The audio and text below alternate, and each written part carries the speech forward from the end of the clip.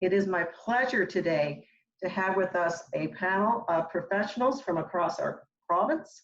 And we have with us today Velma Noble, who is a registered psychotherapist in private practice as senior therapist for Counseling Connections in Calgary. She's been doing that for the past 17 years. Velma is one of my very favorite assistant governor Rotarians. She's with the Rotary Club of Heritage Park. She joined Rotary in 1993 while living in Malaysia, of all places, and has 2 adult daughters and has deep maritime roots. And so I welcome Velma today as our moderator, and I'm just going to turn it right over to her. Thanks, Velma. Thank you, Christine. Today we have 3 expert presenters from the mental health field here in Alberta. The central theme of today's webinar is resiliency in challenging times that we find ourselves in today as a result of the COVID-19 realities. Each presenter is going to be introduced individually, and then we'll have about 10-minute presentation from them when it's their turn. And then at the end of all 3 presenters completing their work, we will have a Q&A time. You will find the Q&A button at the bottom of your screen, so you're welcome to submit questions for the panelists. And as we get ready to start, I want to thank everybody for taking the time today, both as presenters, but also as participants in today's webinar. Thanks for getting us off to a good start, Christine. And now let's meet our first presenter. Duane Souvigny is a registered psychologist, certified professional coach with dynamic development. He has taught family systems and conflict management with City University. His specialty is working with children with challenges in the area of social and emotional behavior, as well as students with differentiated learning styles and abilities.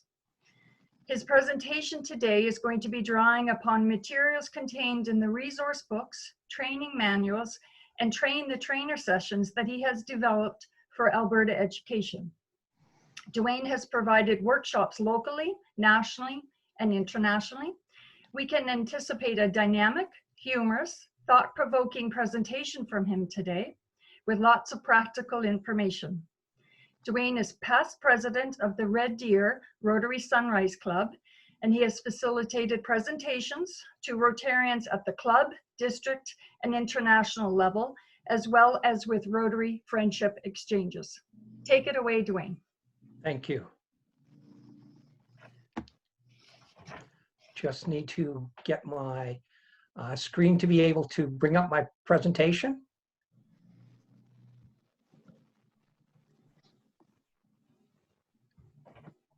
Terrific. Thank you. Rotary connects the world.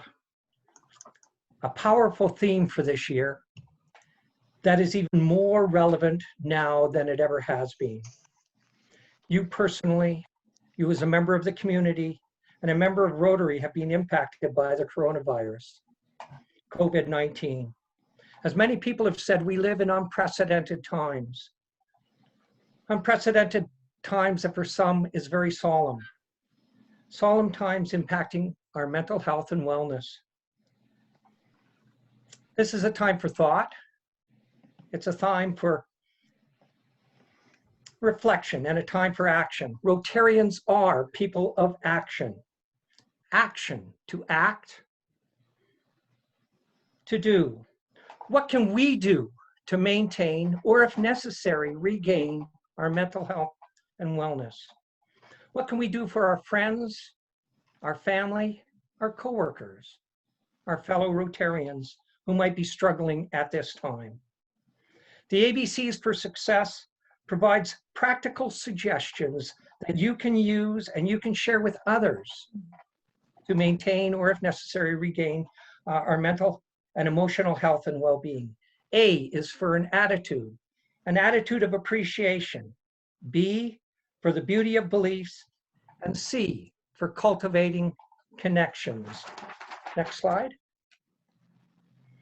An attitude of appreciation. One of the primary ways that we know of facilitating mental health and wellness is by identifying, acknowledging, and appreciating what's right in our world. What is right? What is it that you enjoy? What gives you energy? What do you appreciate? For some, there are major things happening for which they are appreciative of. They're spending more time with family. They are getting caught up on all of the things that they had never had time to do before. They are taking time to pause in what has been previously a very, very busy life. For others, there's the small details that they're appreciating. A time to sleep in, a time for not having to put on makeup or even shave, spending more time in the pajamas, looking through old pictures, gardening. For some people, it's baking bread, and for people like me, it's eating the bread that's being baked. An attitude of appreciation. Next slide. How do we effectively identify, acknowledge, and appreciate what's right in your world right now in an intentional manner that will positively impact our mental well-being? People are different. They prefer different techniques. One way that people can use for embracing an attitude of appreciation is to write it down. This can occur spontaneously as it occurs, or it can occur every night before you go to bed. Some people journal. I might call this a gratitude journal. Some people call it a 3 blessings exercise, the 3 great things that happened during the day. Some children, I work with children, I work with families, have their parents write it down. To be honest, when I work with youth who are very much in a dark mood, if you ask them at the end of the day what was right with their world, most of the time, they don't have anything to say. To counter this, what I ask parents to do, teachers, or other significant others, is to note things that that person might have done during the day that might have been bringing them even a tiny bit of joy. And at the end of the day, present those things to that individual and have them choose which one or more things that they thought they could be appreciative of. Some people don't prefer to write it down. They just like talking about it. Next slide. They talk about it in an intentional manner. And talking about it in an intentional manner that can be effective. You can do this on an individual, personal basis, such as being thankful at dinner. Our 6-year-old grandson really embraces this. Now when they sit down to eat, they go around the table and they share what one or more things that they were thankful of that day. It's a wonderful time. And our 6-year-old grandson likes to start it all off. You can do it on a community basis, such as telling others, establishing a regular time or spontaneously to meet with friends, family member, or groups of friends, and then you ensure that you check in with them to find out what's right in their world while sharing what's right in your world. Talking with an attitude of appreciation, such as at Rotary meetings. Our Rotary Club paused its meeting when social restrictions were first introduced. However, we are back at it again with enthusiasm and energy. We are Zooming together. Our very wise and thoughtful and caring president has built upon something we were already doing, something that most clubs do, and that is having happy and sad bucks. But she structured her meetings in such a way that it encourages each person to talk about what they've done in this past week. And many share things that are just wonderful, things that they've enjoyed, things that have impacted their lives in a positive way. And just hearing them and what they've said is a way of influencing others in their well-being. Next slide. ABCs for success, an attitude of gratitude. B, the beauty of beliefs. In the next slide. In the area of psychology, we talk about something called the self-fulfilling prophecy. You become who you believe you are. If you see yourself as a soft, cuddly kitten, or you see yourself as a courageous lion, that's how you will act and that's how you will respond. One way you can address the beauty of beliefs to facilitate your mental health and emotional wellness is to embrace control. Next slide, please. What do I mean by that? Often our feelings of mental wellness are directly related to our perception and feelings of what we have control over. At times we have feelings of helplessness and loss of control. And in fact, the government has stepped in with strict restrictions upon us, important restrictions to keep us safe, to keep us healthy. However, those same restrictions have resulted in reduced risk for mental wellness. For some people, they do not believe they have a choice. They have to do what they've been told. Even if this means not seeing loved ones, even if it means missing out on going to the gym, even if it means not having a job. Another way of emphasizing and looking at these restrictions is to emphasize choice, to regain the perception and feelings of control. Rather than saying, I have to stay inside, instead say, I choose to stay inside. And we can have the next slide, please. Because I want to stay healthy. I choose to stay inside because I want others to stay healthy. And I choose to stay inside because I want to model this for my kids. Rather than saying I can't connect with my friends, say I want to connect with my friends and family. I choose to do this in a way that will allow me to socially connect and yet ensure physical distancing. I choose to connect with people that I have not connected with in a long period of time. Words create worlds. Choose to use I choose. Next slide. The ABCs for success. C, cultivating connections. For cultivating connections, next slide, we can talk about the 5 W's. Who do we connect with? Friends, coworkers? Our Rotary president has recorded a message that has been shared within our district, and our district governor has shared a message of what's happening in our district, allowing us to connect with them. What do we connect with? When do we connect? And where do we connect? Thinking about how we connect. I'd like to focus on why we connect. Next slide, please. Why do we connect? Next slide, please. We connect because it helps us. It helps our emotional well-being, and it helps others. We connect to help others. Also asking people to help us. When they help us, they feel more connected. Next slide, please. And click on that, please. I want to be honest with you. I don't want to sugarcoat this. For some of us, we are in a storm. As a parent that I've been working with said yesterday, they are having a roller coaster of emotions. There are dark moments. Even for me, people describe me as an optimist, as a positive person. However, my closest friend and confidant, my wife, would attest that I too have my dark moments, my challenges, my anger, my sadness. I choose to believe, next slide please, that while there is a storm of chaos and confusion, there's also a ray of light and hope. Things to appreciate, like learning that is taking place through webinars such as these, as well as teachers learning new and perhaps sustainable more ways of teaching students. I choose to believe that you will find moments of appreciation for which you can celebrate. I choose to believe that you will choose to find the beauty in your beliefs, and that you will cultivate connections with a focus on resiliency in the present and hope for the future. Thank you.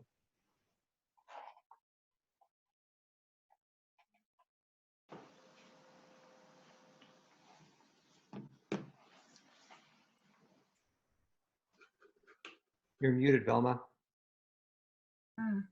Thanks very much, Dwayne. Excellent approach using those ABCs to help with resiliency. Much appreciated. It's my pleasure now to introduce Dr. Nicholas Mitchell. Welcome. Nicholas is assistant professor in the Department of Psychiatry at the University of Alberta and the senior medical director of the Addiction and Mental Health Strategic Clinical Network. He currently serves as the medical director of the Addiction and Mental Health Provincial Team with AHS, where he is chiefly involved in the government and community stakeholder relations, policy, strategy, research and innovation, all with the goal of improving the quality of healthcare for all Albertans. Gosh, Nick, that makes us sound like you're needing 3 of you to even do that part of your life. Dr. Mitchell is actively involved in teaching and supervision of medical students, residents, and graduate students at the University of Alberta. He has served on a number of national committees, including the Council of Psychiatric Continuing Education at the Canadian Psychiatric Association. Currently, Dr. Mitchell maintains an active clinical practice. This must be between midnight and 8 a.m. With the Consultation Liaison Psychiatry Service at the University of Alberta Hospital, focusing on the treatment of psychiatric disorders. His special area of interest is mental health issues in individuals undergoing solid organ transplantation. We're delighted to have you with us today. I give you Dr. Nicholas Mitchell. Thanks, Velma, and thanks to everyone who's chosen to spend some time with us this afternoon. I elected not to do PowerPoint slides. I wanted to kind of share with you some of the information that we at Alberta Health Services have been putting out throughout the COVID-19 crisis and response. I think one of the things that is important to consider is what we expect as a community response for individuals and on a community level. We have a lot of lessons that we've learned from previous natural disasters and difficult times in the province. For example, the Fort McMurray wildfires and the floods in southern Alberta. And what we initially see when an event occurs is usually there is a rallying of the community. There's opportunities for individuals to come forward and serve and participate in helping their neighbors, and that enhances a sense of community resilience.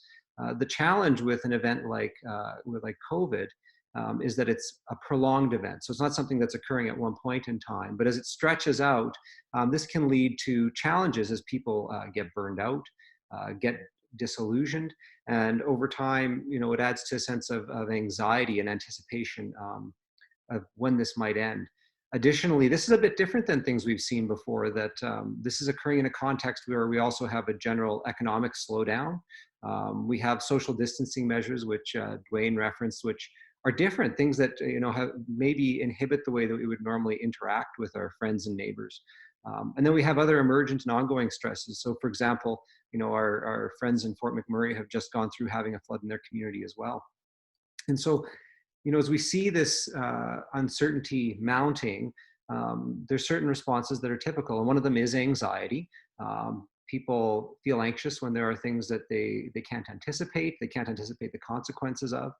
There's grief with loss and disappointment as milestones are passed, as days go on and we don't necessarily see things reverting to normal. And as Dwayne referenced, there are folks who start to feel maybe helpless when they see things that they can't control or change, or they might feel angry or frustrated. And those can all be normal moments. The challenge is when these emotions or feelings become pervasive, when they interfere with your ability to function in relationships, to maintain your own physical and mental health. When people start to get to the point of moving from feeling helpless to feeling hopeless or even suicidal, those are the times where it's important to reach out for help. Before you get there, though, there's things that you can do. It's very important to maintain your self-care, healthy routines around sleep, eating, activity. These are things that are normally very important for our physical and mental health, but doubly so at times when there are additional external stressors pressing on us. Minimizing our exposure and how much time we're spending focusing on anxiety-provoking or negative messaging. Having a trusted source of information that we can turn to, and making sure that as we're consuming content, we're mindful of the impact that it's having on us, how we're responding to what we're taking in. Making sure that there's time, as Dwayne referenced, to kind of reflect on how you're doing, how you're managing, how you're coping. What are the things that are going well for you? Where are the places that you're struggling, and making note of that, and having people around you who can really speak into your life to help identify where are those pressure points, those trigger points that might signal that it's time to take a step back, or take some more time to regroup and recover. And I think one of the challenges that we've seen, as well as we've spoken to individuals and communities across the province, is there's a sense that with everything that's going on, it's a challenge to maintain a sense of normalcy, but we have to have opportunities for fun and enjoyment and connection and belonging. It's not only okay, it's necessary for us to be able to continue to love and laugh and play, and have good times with the people that we love and care about to maintain our own well-being, but also to participate in theirs. When we talk about resilience, it's really about the capacity to manage stress or manage changes in our environment. Think of an elastic band. As it gets stretched out, it can snap back to its original form. That's really resilience. But at some point, that elastic band gets stretched to the point where it snaps. And that's what we want to avoid. And so things that are important for resilience include things like what Dwayne mentioned, having a positive attitude and mindset, being able to reframe things and look at not just the negative or difficulties, but the positive things in your life is important. Having supportive relationships, learning from things in the past, what's worked for you before, and then your natural support networks. So having people to lean on, your family, your friends, neighbors, community groups, your churches. It looks different when you can't be present together in person, but we still need to reach out and be in contact. The difficulty as well is that the people around us are struggling or could be struggling to cope through this. And so we might be reaching out for help at the same time people are reaching out to us. And so it's important that we have a network that supports one another. When we reach out to others and we do things that are positive, it does increase the sense of well-being in the recipient as they feel remembered and connected to and loved. It increases the sense of well-being in ourselves as we see that we still have agency. We can still make a difference. We still matter. But it also increases that sense of connection in community, that we're participating in something together and that we're getting through this together. It gives us a sense of belonging and identity. So how do you do it? Well, you have to be mindful of physical distancing and the public health recommendations, which can vary by jurisdiction and are going to change over time. But we've seen many creative acts occurring in communities across the province. People doing things like reaching out over phone or Zoom meetings like this to connect with people who they know are lonely or isolated, to check in with friends and family, setting routine times. Our families discovered that you can play Yahtzee over Zoom just as easily as you can play it in person. Practical helps like picking up groceries for your neighbors, helping people with yard maintenance if they're not able to do it for themselves. Having drive-by birthday parades. We did that for a lady in our community who just turned 90 on Sunday. Writing messages in sidewalk chalk. Things that help you to engage with the people around you, which might look different, but maintain that sense of community and connection. And also remember the people inside the walls of your own home. I think that, oftentimes what we've seen maybe highlighted on social media or in the news are large and flamboyant activities, but the people that surround us, the people that we live with day to day, they're the ones that we have the greatest opportunity to influence. And so remembering to take time to appreciate our loved ones, the people that we are socially distancing or isolating with. And then as Dwayne mentioned, being open to receive kindness. I think that oftentimes, particularly for folks who are helpers, that's part of their identity. That's part of what they do and who they are. It can be hard to be on the receiving end, but it's valuable to others to be able to help us. And we have to recognize that, as much as the people around us are in need of support, we're in need of support too. It can be challenging though, because some of our friends and loved ones, one of my colleagues right now, she's isolating because their daughter's been swabbed and they're checking to see if she's got COVID. And, it's not like they've done anything wrong. It's a highly infectious disease and any of us can come down with it despite our best efforts. But finding ways to reach out even to people who are stuck inside is something that, as we think of, we can come up with very creative and novel solutions. But there's also lots of examples out there. So I'd encourage you, if you are going to spend time on Facebook, if you're going to spend time on Instagram, try to look out for and seek out positive messages, hopeful messages, and examples of things that you could do, because there are people out there that are coming up with good ideas.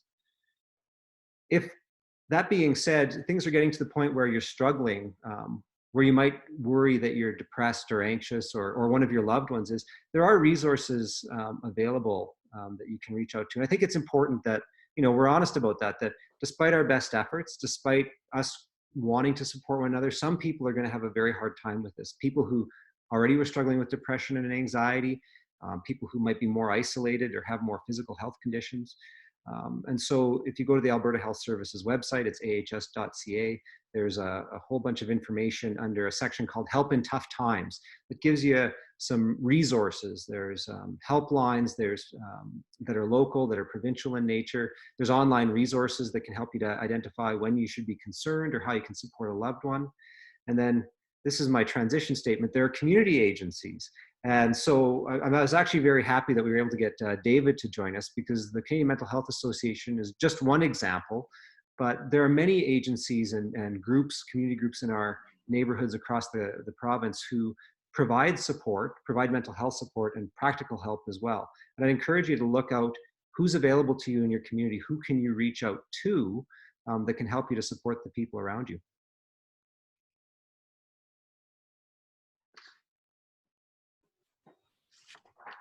Excellent. Thank you very much, Dr. Mitchell. Very valuable for all of us gathered today to hear your timely and practical perspectives on ways to deal with these unprecedented levels of uncertainty, which I call acute stress levels. In your role as medical director, you see things from places that we never had the opportunity to, so it's excellent for us to have access to your wisdom and practical knowledge today. And last but not least, our third and final presenter today in our webinar on resiliency. I'm pleased to introduce David Brauweiler, who is a key leader in the promotion of mental health for the province of Alberta through his capacity as Executive Director, Alberta Region, with the Canadian Mental Health Association. David asserts that all Albertans have mental health, and many will experience mental illness and addiction in their lifetime. David has personally felt the impact of mental illness and addiction. He grew up in Canada's North, studied theology and counseling, including focused denominational work, and he has 5 years during those early years in the publishing industry before he shifted to the not-for-profit sector. Areas of clinical focus for him are family and relationship violence, poverty cessation, affordable housing, sexual exploitation, and mental health. In his role as Executive Director, David is a catalyst for connection between CMHA, the provincial government, non-government organizations, and agencies. I can imagine there are a few headaches there on occasion, David. As a member of the CMHA National Leadership Team, David is part of a nationwide federation of CMHA divisions, regions, and branches. In other words, he's a well-connected person. He's a proud Albertan, lives in Edmonton, enjoys family and friends, and his dog Piper. The stage is yours, David. Welcome. Thanks very much, Velma. It's great to be with everybody today.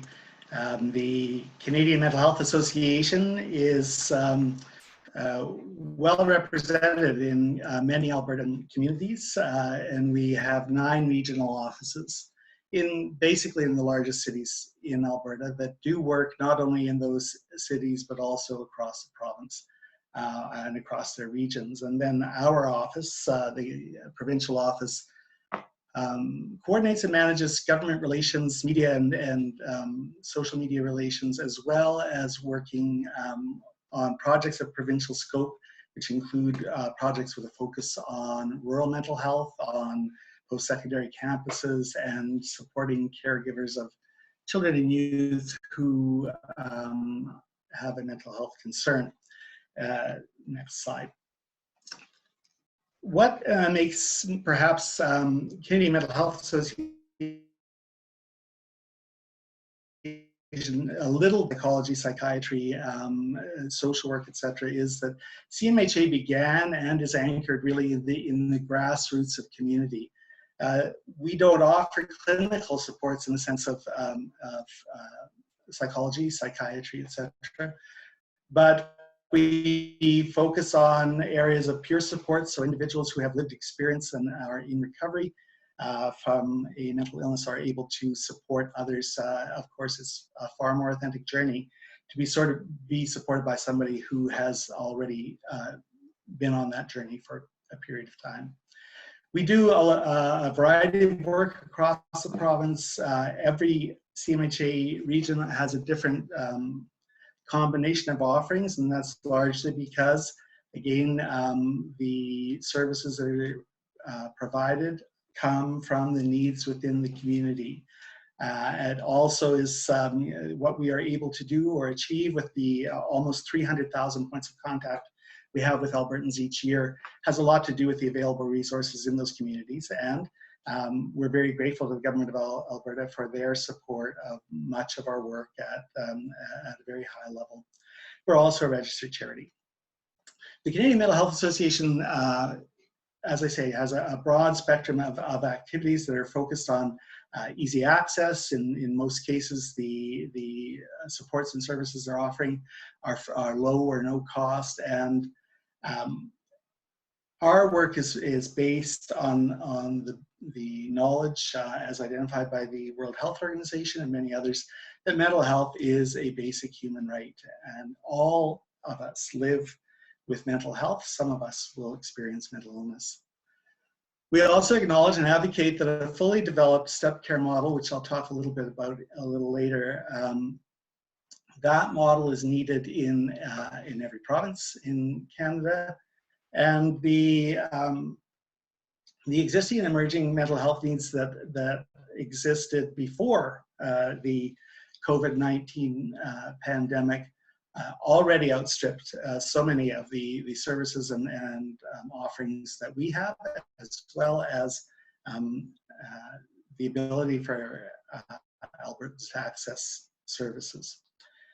Clinical interventions, community-based programs and services, access to reliable information is all part of what we typically call in a single unit the mental health system. And when we speak about the mental health system broadly and with government and other partners, we always reinforce the idea that there's not one singular system. It is a number of intersecting systems, in many cases very well-resourced systems that support the mental health and well-being of Albertans.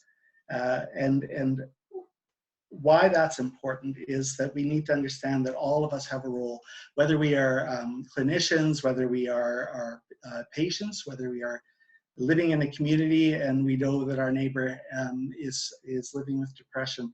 All of us have a role to play, and community-based organizations function in an important piece of that step care model that I referenced. Next slide, please. Before I say anything else, I want to acknowledge that the crisis that we're facing in Alberta and the context in which we're working currently is not a singular crisis or singular downturn in our province. It is compounded, and so the triple punch speech that the Premier delivered, talking about worldwide economic downturn, the low price of oil, as well as COVID-19, was something that Albertans, probably many Albertans, not in their lifetime, had ever heard or ever considered what it would mean to give up some of what they would consider to be their rights or their ability to move and live as they choose. And I think many of us observed anecdotally that people that we loved and lived with and knew very well in those early days were reflecting some very strong emotions, were perhaps not acting as they normally did. And certainly as I came home to work, I really upset the apple cart, and both my dog and my 90-year-old mom, who lives in the basement, think that they have constant access to me. And so there's been some levels of stress also in making that transition home. This crisis, though, we really believe allows us to learn a lot from the lived experience of people who are living in this time here in Alberta. And I think what we're seeing more and more, and you've all experienced it, is as we were adapting and innovating very rapidly over the first few weeks of the restrictions, people were sharing, largely by social media because of social distancing, sharing how they were innovating and what they were doing. And it was a remarkable community surge of innovation. And I said to my team, if there were Luddites, people that rejected technology, still in Alberta, that age has ended. And all the Luddites I know are zooming away day in and day out. We want to be cautious not to use inflammatory language when we're talking about the days that lie ahead. You know, the idea of a mental illness tsunami or mental illness effluent sets people up to live in an experience of fear. And certainly what was driving some of those behaviors early on was actually the experience of fear. Not necessarily the fear of the COVID virus, but really the fear of losing control. The worst investment, my brother-in-law said, of 2019 was buying a 2020 daytimer, because of course nobody could plan anything.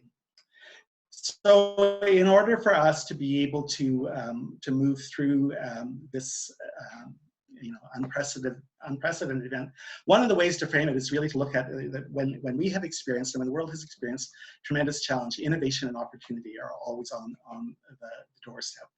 And so we believe that all Albertans should be able to access reliable information to help them assess and look at whether they are experiencing a mental illness or a mental health challenge. And one of the things that the COVID-19 pandemic has taught Albertans is how to use an online screening tool to identify whether they should go and access the emergency or a doctor. That tool is a very simple tool, but it's a powerful reminder that those types of tools also exist when it comes to assessing privately and on our own the condition of our mental health. Next slide. We also believe that we need to acknowledge that mental health support and mental illness recovery includes a variety of formats and options. So this is again a learning that we're seeing coming out of the pandemic.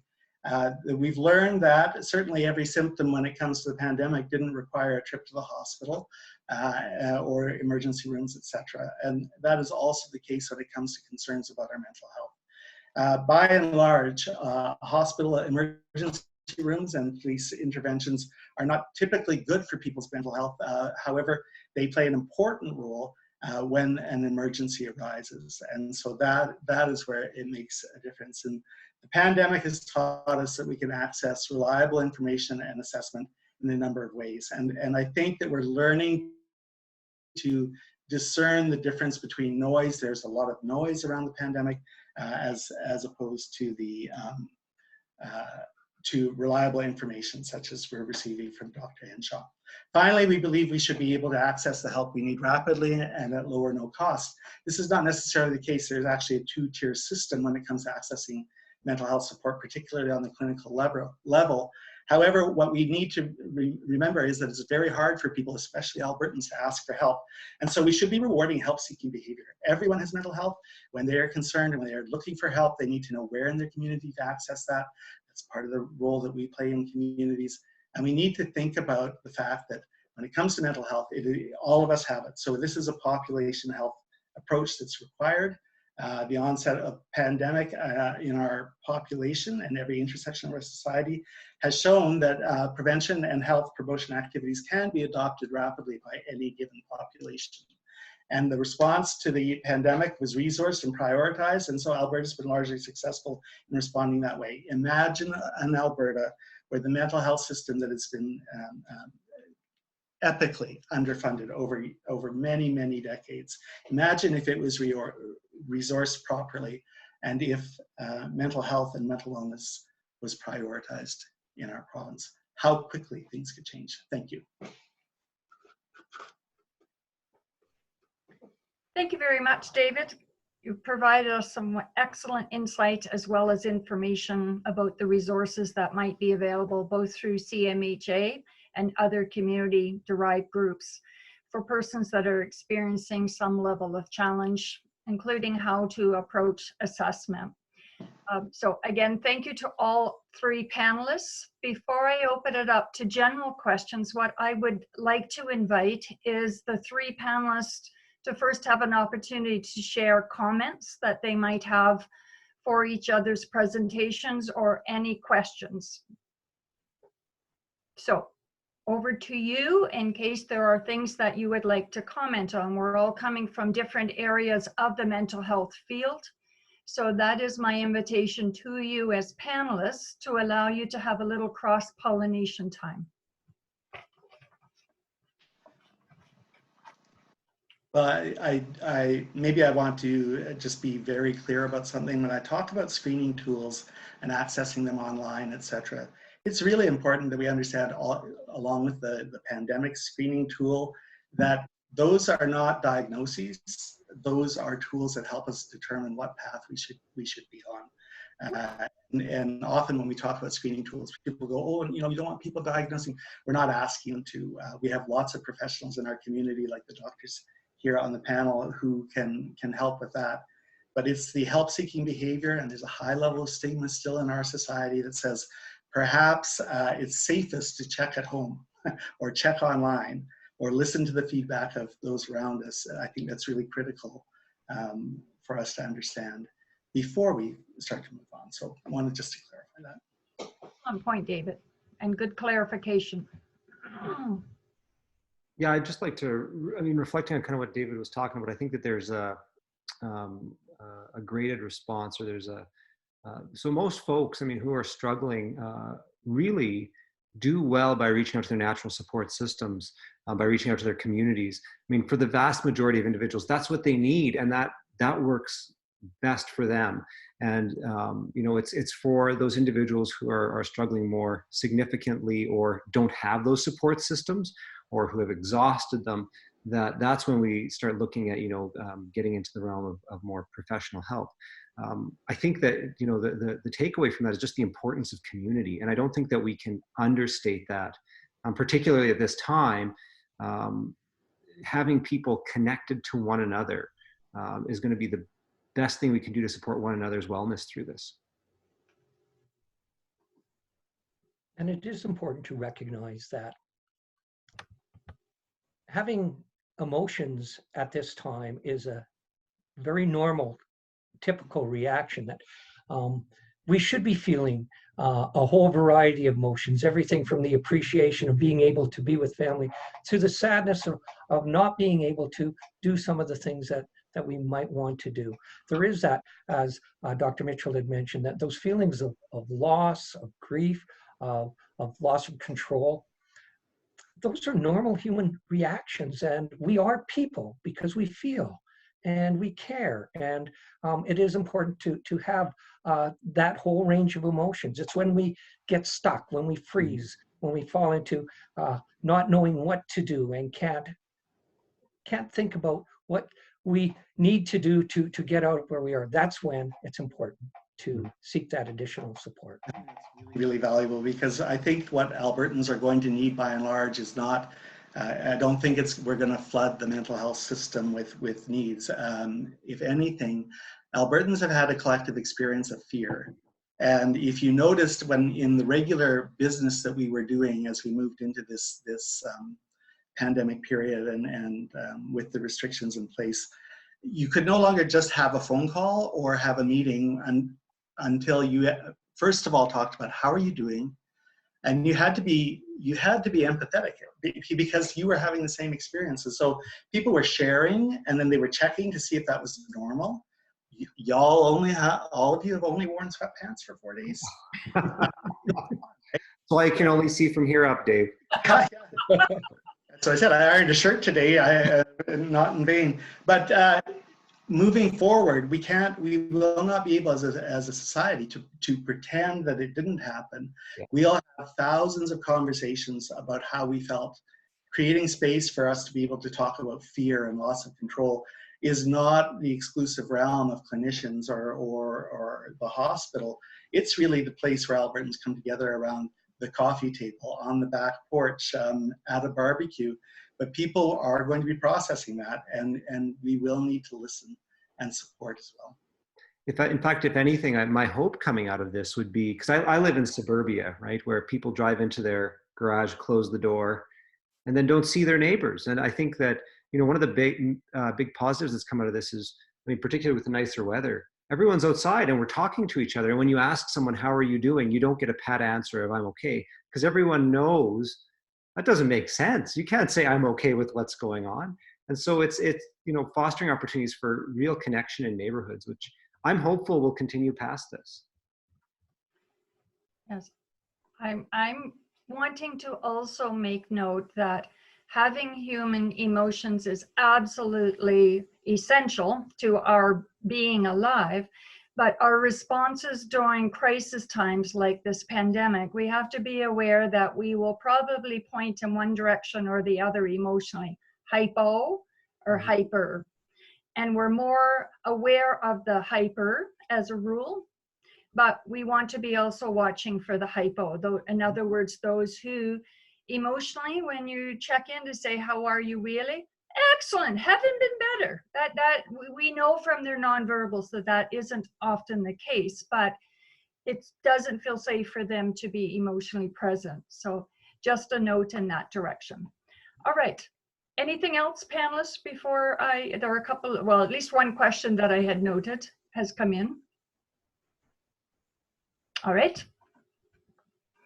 This comes from Marnie Allison, and is asking, how can Rotary respond in a strategic way to assist the recovery period? And what will be the best way to assist as individuals or as a group? So for now, I'm probably going to send that in Dwayne's direction, but we can anticipate that you other gentlemen may have responses as well. Go ahead, Dwayne. Velma, can you repeat the question, please? Basically, how can Rotary best respond to the mental health concerns that might be present at this time? And what can individuals and groups do? Rotary has been responding, and it's been responding in a variety of ways. From the Rotary president sending messages of hope and resiliency that he's recorded now to be able to share with groups, to Rotary meetings and people meeting again with Rotary clubs and talking about how we can, as Dr. Mitchell said, connect together in an effective way, and doing it on an individual basis with each other, phoning each other, connecting with each other, doing it on a community basis. We're in Red Deer, we're meeting together as presidents to talk about how we can connect with other community groups and organizations, practical steps that we can do to help other people, sending people notes in the mail, and then strategically trying to find out what we can do, including webinars such as this, to connect people with information that could be helpful for them. Excellent. If I may, right now, there may have been a question come in, but I wanted to check back with you, Dr. Mitchell, with respect to things that you tried to, in your presentation, focus on things like how people might initially be feeling some disconnection and then try to move over to some kind of connection and then maybe some floundering. So pointing out some of the things that start to be indicators of moving into the abnormal and maybe needing more help.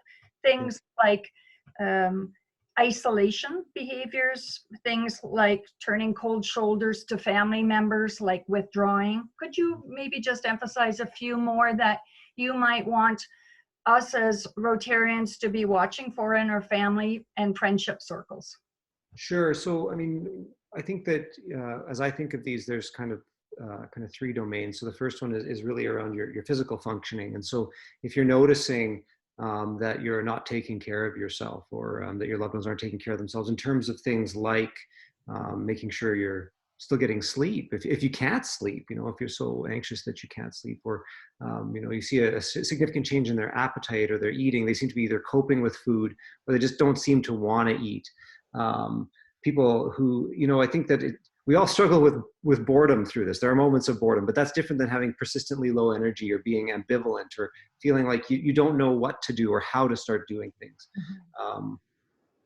Not participating in other self-care, hygiene activities. Those would be kind of worrisome signs.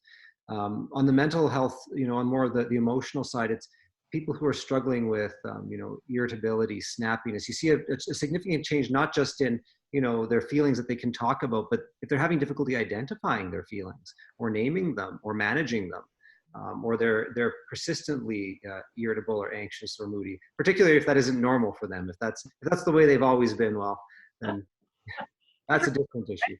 But that's where you see that change in a person's demeanor, right? And then that's concerning. And the third one is just around areas of function.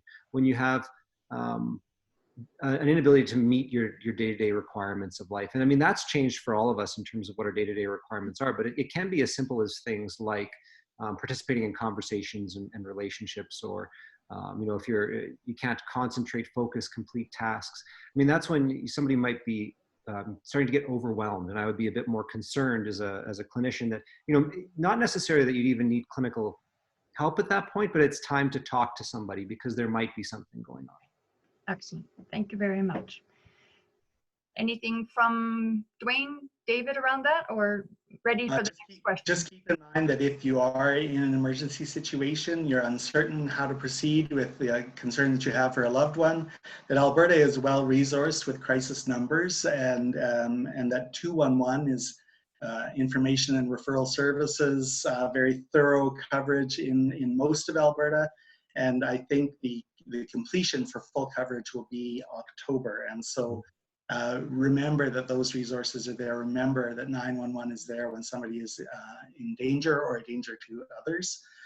I just wanted to ask Nick, what about eating a lot of chocolate? Well, it depends on your definition of a lot, David, because I've been fortunate to know you for a while, so. Thanks for the levity. We can also consider that one of the best medicines, right? So thank you. Unless you have diabetes, in which case insulin is the best medicine. Right. It's unwrapped here. I have a question and a comment from our DG, Christine. This is how she has prefaced it. As we come out of self-isolation, we are bombarded with different stages of coming back to normal across this country. There's fear associated with what we can say and do to help our loved ones with the adjustment, thinking about parents, thinking about children, thinking about those trying to return to the workplace as opposed to working at home. So if I could open that up to all three panelists perhaps at this time, that would be excellent. So the question is, how do we handle, how are we supposed to handle all that change and in stages? What do we say to loved ones was part of what Christine has asked. Like if we think about that inner circle of those closest to us, because in times of crisis, that's where we usually start, right? And then we move to the next level, but beginning there, starting with self, preparing to talk to our loved ones. I think the first thought that I have is actually, before you speak, it's really listening. And I think that, oftentimes when we enter into conversations, we might have an idea based on what we think we know, what we've heard about what our loved one might be thinking, feeling, concerned about.